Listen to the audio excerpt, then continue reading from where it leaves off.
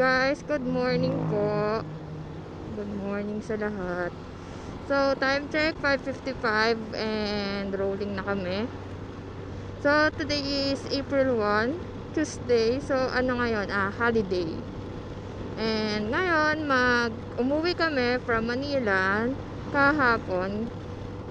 Kasi sayang naman kung matambay lang kami sa Manila buong araw ngayon. So, umuwi na rin kami. And ngayon, naisipan ko na ngayong holiday mag-rides.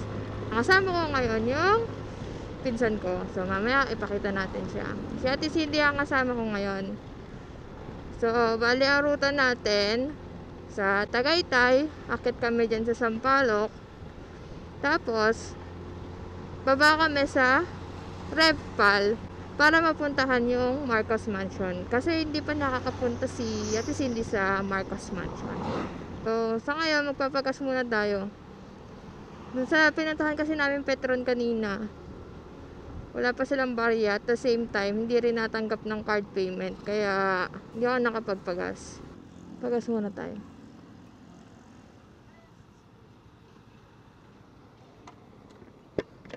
Unleaded po. May card payment po kayo? Alright, nakapagpagas na tayo. So, dire-diretso na to. Pero bala ko kasi magpahangin ng gulong. Bala ko sana magpahangin ng gulong kaso doon sa gasolinahan, out of stock. Tapos, sabi ni ate girl, ng manager doon, abot ka pa ma'am kasi magtataas ngayon. Oo nga pala, nabasa ko nga pala yun doon sa sa Facebook na may high price increase nga pala ang gasolina ngayon. So, chill ride lang tayo ngayon. So, plano namin kumain na rin doon sa taas sa McDo, doon sa may magandang view. And sakto din naman kasi pagkakit mo na sa Sampaloc, yun na yung tutumbukin mo. So guys, dito sa kaliwa, yan yung Bañadero. Kung gusto nyo talaga makita si Taal ng up close, pwedeng tambayan yan. Pwede kayo pumunta dyan sa Bañadero Baywalk. May mga kainan din dyan, tambayan, ganyan. So dito sa Talisay, dire-diretso lang to. Nalampas tayo dun sa kinakananan pagka sa Sungay kadadaan. Dire-diretso pa tayo dun. So yun nga pala guys, sinetesting ko din tong bagong bili kong mic. Kasi di ba yung mga previous vlog, yung mga previous video natin, ang problem natin is yung audio. So ito, tinaray ko to si Racing Boy. Binili ko to sa Shopee, pero yung shop sa Memory PH. So, si Memory PH naman, meron sa Shopee, meron din siyang physical store. So, ang ginawa ko muna, tinanong ko muna kay Memory PH sa Facebook kung tama ba yung bibilin kong mic for DJI Osmo Action 4. And kinonfirm muna nila bago ko chinek out. Tapos, ang bilis lang din dumating sa amin, guys. So, ngayon, tetestingin ko kung okay ba si Racing Boy. Kung makukuha niya yung malinaw na boses at the same time yung tunog ng surroundings, yung tunog na pag nagmumotor. Kasi 'di ba parang hindi mo feel pag pinapanood mo kasi yung video tapos hindi mo naririnig yung kapaligiran, parang hindi mo feel na nagmumotor ka, no? Kaya parang masarap pag kami sounds ng surroundings. So ayan. Ngayon, testingin natin kung hanggang saan ang kaya ni Racing Boy, kung gaano siya kaganda, at kung worth it ba siya sa price niya. So, ito, ipapaste ko dyan yung Shopee, kung saan ko binili, at the same time yung price. Tapos, tingnan nyo na lang sa description box yung Shopee link, kung saan ko siya binili, para hindi na kayo mahirapan hanapin siya. No? Sarap dumaan dito guys, kasi dire-diretso lang. Bibihira yung traffic. So, ang gamit pala natin ay si Benelli Panarea. Tagal ko hindi nagamit to, mga 2 weeks. Kaya, painitin natin siya. Para at least hindi masira yung mga gear parts niya. Ay, hindi ko na-reset yung yung trip A ko, pero okay lang. Basta nagsimula ako sa 7,000 auto. So, yung next na maintenance nito sa 7.5. So, doon, mag-change oil ako, tapos maglilinis ng panggilid. Bala ko na rin kasi dalhin yung motor sa Manila para doon na lang tayo mag-rides. Tayo ng mga spots doon. Sarap tambayan, no? Hindi tayo masyado magagalit sa gas ngayon. Para tipid lang tayo sa gas. Pero let's see, depende. Balikan ko kayo guys pag nandun na tayo sa kanto ng Pasampaloc. Okay, go! Yung nasa taas, yung building na nakikita nyo doon, Tagaytay na yon. Yan ang akitin natin bundok. Tapos guys, sa Sampaloc nga tayo dadaan. And ang kaibahan kasi nun sa Sungay, hindi siya masyado matarik, pero pataas pa rin. Pero mas mahaba siya. Yun lang, mas mahaba siya. Sungay kasi matarik, pero mas maikli siya. So next time, try ko mag-video na Taal Loop naman. Taal Loop, tingnan natin. Tapos papakita ko sa inyo yung saan yung mga spot na makikita mo ng malapitan yung Taal. So guys, yung Sampaloc. Kita mo yan, welcome to Barangay Sampaloc. Yan, kanan tayo dyan.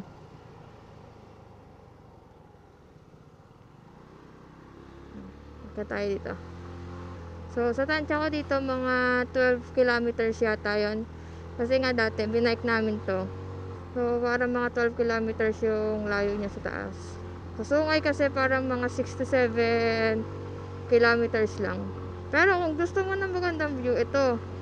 The best din tong Sampaloc sa view. Dito ako nagbike ng dati. Dito kami umakyat papuntang Tagaytay kasi sa Sungay. Dahil nga masyado siyang matarik, di ko kaya, baka mabitin ako sa taas. Pag nabitin ka kasi doon, parang mahirap nang bumalik sa pagpedal. Unlike dito may mga gantong pahinga pa. May nag-walking nga. Wala tayo maganda spot para pagpicturean.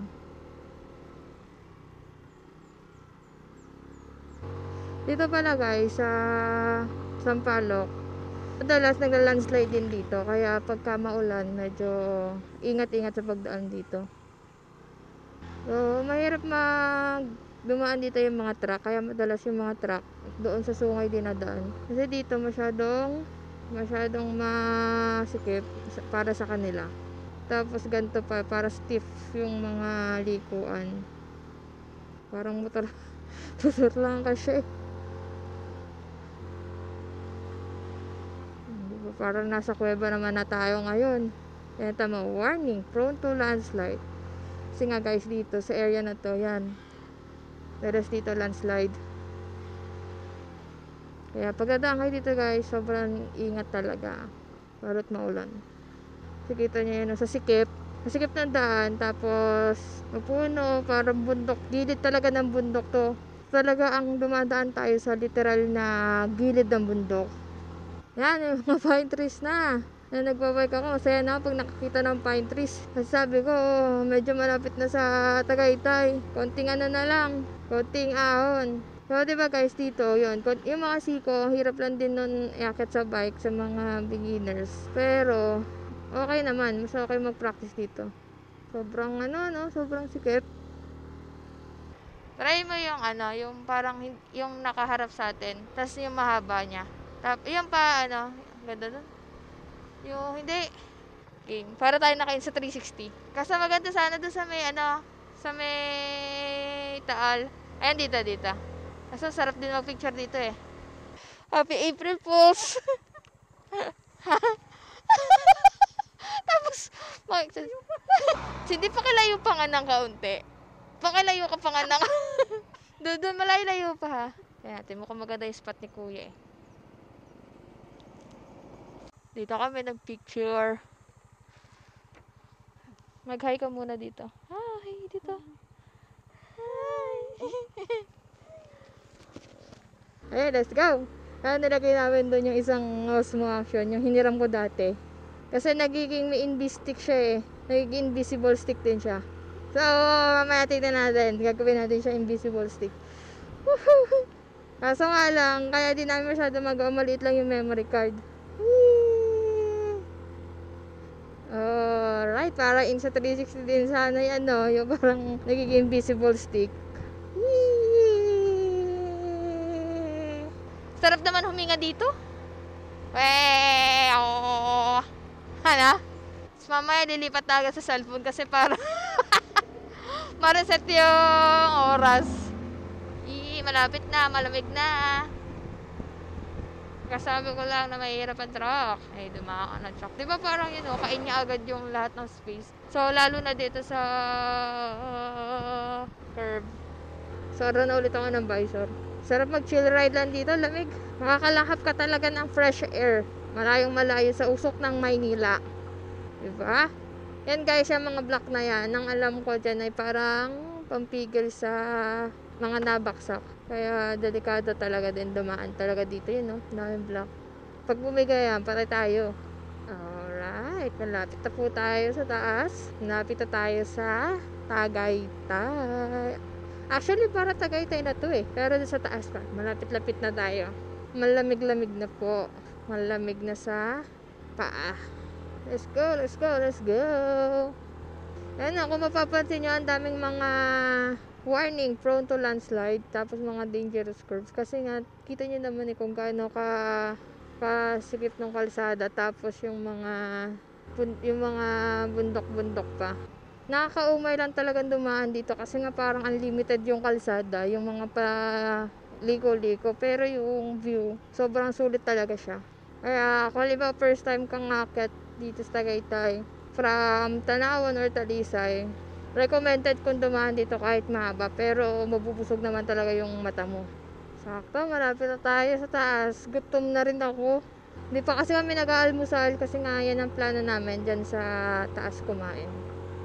Tagal din ang biyahe natin kasi hindi ko masyado pinipika din yung gas. Chill ride lang talaga. Sarap talaga mag-rides, no?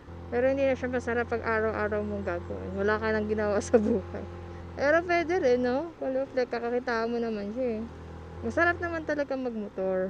Yun nga lang, kailangan sobra-sobra yung pag-iingat mo. Hindi ka masyado mayabang sa kalsada.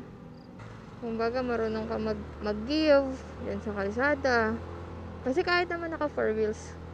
Pero pag nagmamotor ka, yan, kailangan talaga sobra doble-doble ingat. Kasi once na natumba ka dyan, katawan mo agad yung nakahain.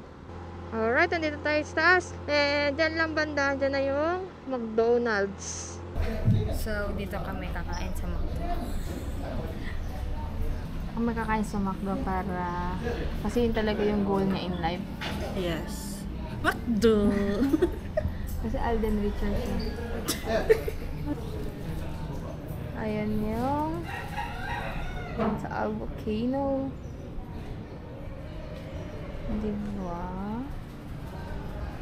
Diba? Here's our food. Chicken for Cindy. French fries for us. Chicken fillet for me. Tapos, iced mocha. And then, iced chocolate pala ito. And then, iced mocha.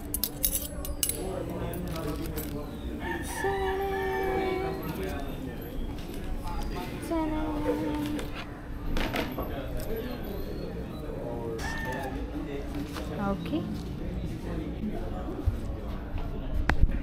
That's it.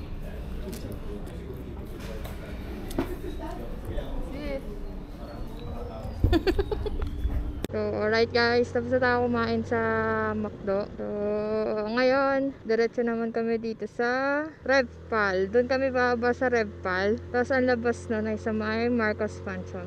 So, dito nga pala sa Palo, ito yung lalabasan mo dyan. Yung circle. Yan, yung circle ng Tagaytay. Tapos dito tayo sa kanan, pababa tayo ng Revpal. Yan, so umorder na ako kanina ng frap. Kasi, hindi na tayo makapag-Starbucks. Eh, di ba para normally nag-i-Starbucks tayo pag nakakit tayo dito sa Tagaytay. Ngayon, hindi tayo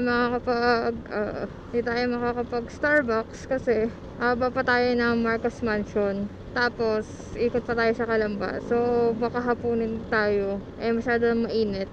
Kaya, ayun, hindi na kami dadaan ngayon sa Starbucks. So, ngayon, dediretso tayo sa may People's Park kasi nandun yung daan ng Parevpal na ang baba ay sa Marcos Mansion.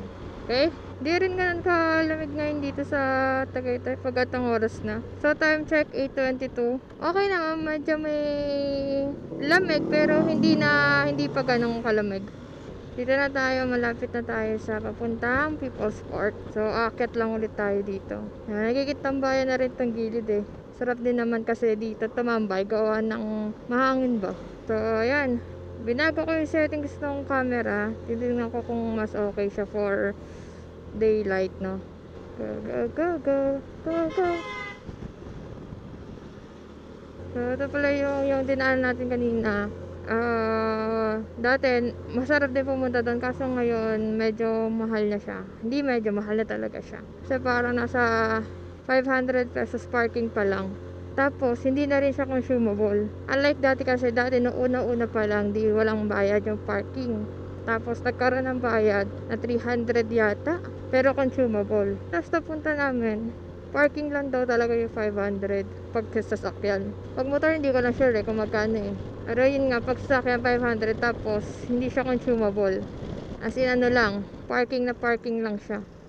So, kaya hindi na rin kami pumunta dun. Masyadong mahal eh. Sabi mo, pangkain mo na yung 500, no? So, ayan. Ito, lapit na tayo dito sa People's Park. Tapos, kakaliwa tayo papuntang Frempal. Pakita ko sa inyo mamaya. Ito kasi simula na to sa ano eh. Parkingan ng ano. May mga nagpa-park na rin dito for People's Park yata. Not sure lang din. Di pa pala, joke lang. Doon pa pala. Ito pa pala yung ano eh. Yung Highlands ata. Oo. So, ito pa lang yung Tagaytay Highlands. So, dito pa banda. Lamig na dito. Ang taas kasi nito itong People's Park. Tapos, dito tayo.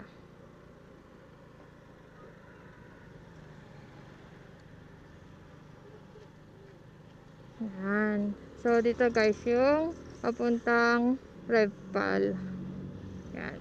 Ganda dito guys. Isa rin to sa mga binabike and inaakyat. Kasi sobrang tarik din ito. Tapos ang labas dito sa may Kalambana.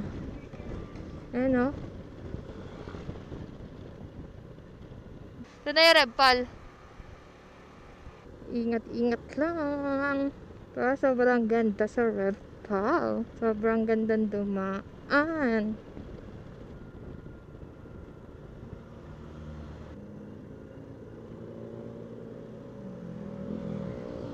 So, bali, ikot yung gagawin natin, no? Umakyat tayo Tagaytay. Baba tayo dito sa Revpal.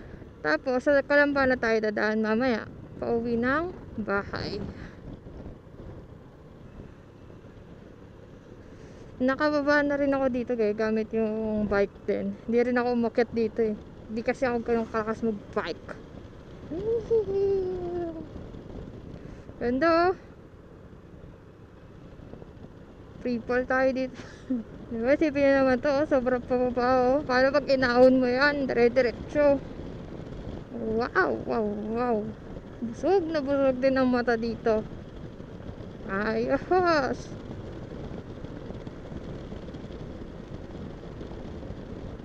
Lamig pa sa katawan ng hangin. Kapag medyo minit-init na, alam na. Nasa baba na tayo. Yan yung baba nito, Kasili ata kung tawagin.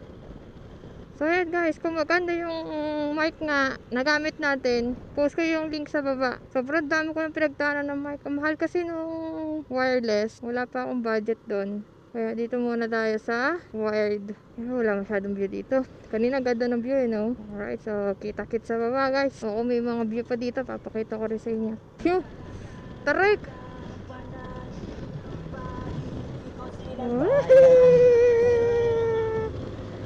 Tarik! Kayang-kaya ni Kona. Pa rin ni Kona talaga. Sa tamang alaga lang talaga. Tapos gagamitin mo palagi siya. Madalas, di man araw-araw pero lagi ko siyang gagamitin. Para kumbaga yung mga parts niya, hindi rin kumbaga na parang nangangalawang na basta sisira kasi sa sasakyan kapag hindi ginagamit. So bilis siyang masira ng ganun. Kaya sa'yo gagamitin mo siya. Kaya nga balo ko siyang dalhin sa Manila para at least magamit ko naman siya kahit paano everyday. Ikot-ikot sa Manila. Diba? Unlike dito kasi sa Batangas, tuwing weekend lang. Tapos madalas, pag weekend, kumbaga parang ano ka pa. Siyempre, may mga ano dyan, parang get together, ganyan, tambayan. So, wala ka ng time. Hindi ka na makakapag-rides. Sarap dito guys. Sarap na rutan to. Try nyo minsan. Parang ikot ka. So, ito pala guys. Kaya kami dito dumaan sa Revpal. Kasi dito rin yung daan papunta sa Marcos Mansion. Yung parang haunted kung tawagan na Marcos Mansion. Nakapunta na ako doon isang beses, pero nakabike. Ngayon lang makapunta ng nakamotor. Tapos si Ate Cindy, hindi pa rin siya nakakapunta doon. Kaya ayun, itong ginawa naming ruta. Para at least makarating din siya. Alright, nakaka 43 kilometers na tayo mula doon sa gasolinahan kanina. Atin kung ilang kilometers to. Ganda ng panahon. Thank you, Lord.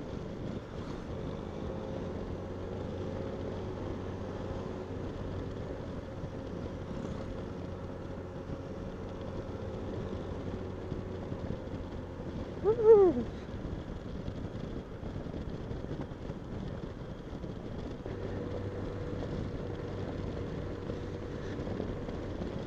So, sa mga bago pala dyan sa channel natin, so, I'm Cristel, and yung YouTube channel natin is Television. And, wait. I-upload lang. So, yun nga.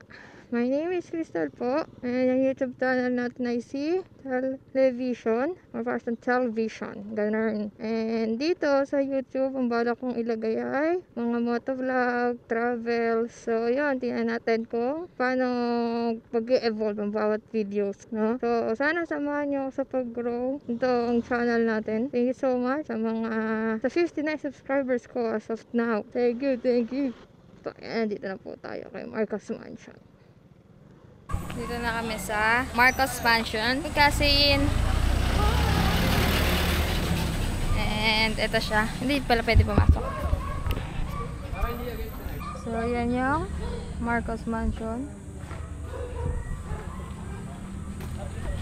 Ang Kabuyao Mansion o dati kilalang bilang Marcos Twin Mansion ay isang mansyon na pag-aari ng gobyerno na matatagpuan sa Barangay Casilay, Kabuyao, Laguna. Ang mansyon na ito ay tinayo noong dekada 1980 sa panahon at pamumuno ng dating Pangulo ng Pilipinas na si Ferdinand Marcos.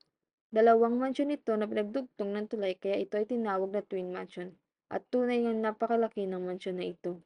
Isa ito sa mga sikat na pinupuntahan ng mga siklista at motorista dahil sa isa itong makasaysayan na ginawa noon. So, ayan si Kona. Alikabok na siya later. Di pala pa pwede pumasok na yata sa loob. Dati pwede pa pumasok sa unang araw. So, ngayon, hindi na siya pa pwedeng pumasok. So, ayan.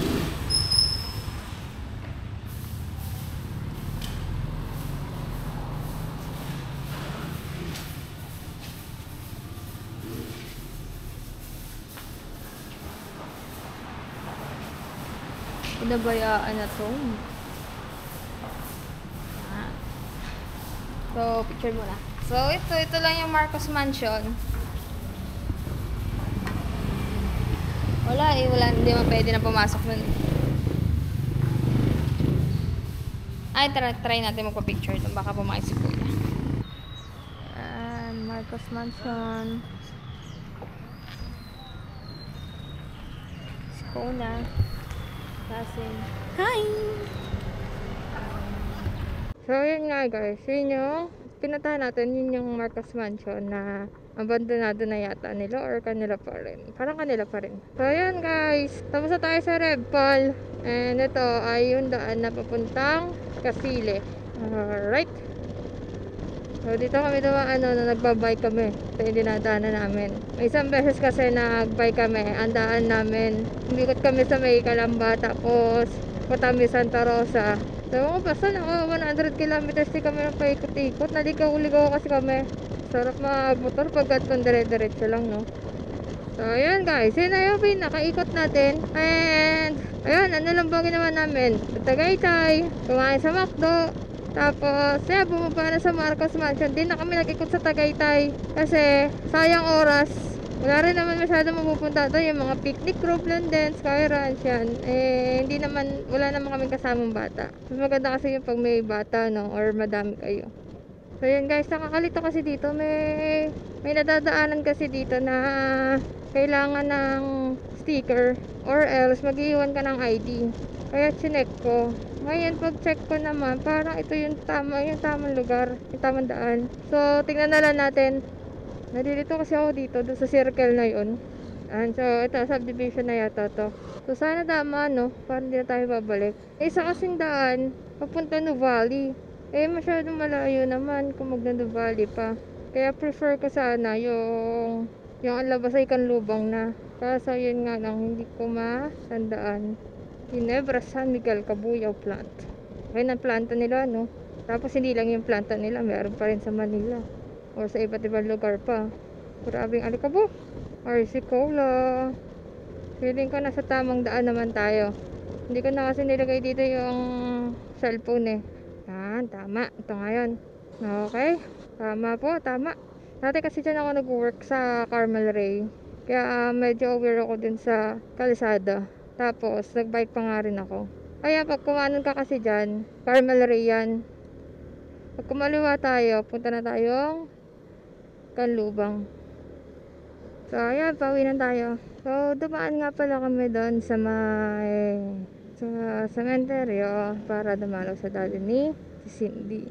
Jose Rizal Coliseum. So, tapat siya ng Calamba Municipality. Alright, so, ayan nga. Pauwi na kami.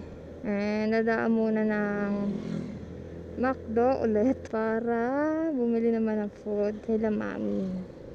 Alright. So, ayun guys. Paglabas ito Calamba na, tapos dire-diretso na naman tayo.